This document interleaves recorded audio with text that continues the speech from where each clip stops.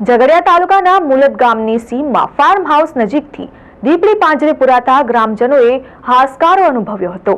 Jhagadia one વિભાગે આ દીપડીને સલામત સ્થળે છોડી મૂકવાની તજવીજ હાથ ધરી છે। ઝઘડિયા તાલુકાના મુલદ ગામની સીમમાં દીપડો દેખાતા ગ્રામજનોમાં ભયનો માહોલ સર્જાયો હતો। દીપડો દેખાતા ગ્રામજનોએ ઝઘડિયા વન વિભાગમાં જાણ કરતા જ વન વિભાગ દ્વારા ગામની સીમમાં નવીનભાઈ પટેલના ફાર્મની બાજુમાં પાંજરું ગોઠવવામાં આવ્યું હતું। જે દરમિયાન રાત્રિના અરસામાં દીપડી પાંજરે પુરાઈ હતી। દીપડીને પાંજરે પુરાયેલ જોતા જ ગ્રામજનોના ટોળે ટોળા ઉમટી પડ્યા હતા અને આ અંગે ઝઘડિયા વન વિભાગને જાણ કરવામાં આવતા વન વિભાગના કર્મચારીઓ દોડી આવ્યા હતા અને દીપડીને ઝઘડિયા વન વિભાગ ખાતે ખસેડી તેને સલામત સ્થળે છોડી મૂકવાની તજવીજ હાથ ધરાઈ છે। ત્યારે દીપડી પાંજરે પુરાતા જ સ્થાનિકોએ રાહતનો શ્વાસ લીધો હતો।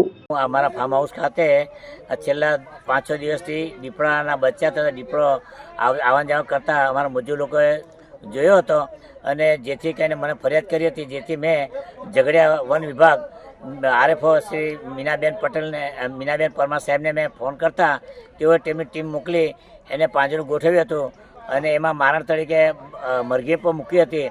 એટલે આજ રોજ રાત્રે 5ના સુમારે મળસ્કે દીપડો આવી ને પાંજરામાં પૂરાઈ ગયો હતો ને જેથી કરીને આજે જંગલ ખાતાના કર્મચારીને જાણ કરી તેઓ અત્યારે હાજર થઈ ગયા છે। Bureau report, RN news, Jhagadia.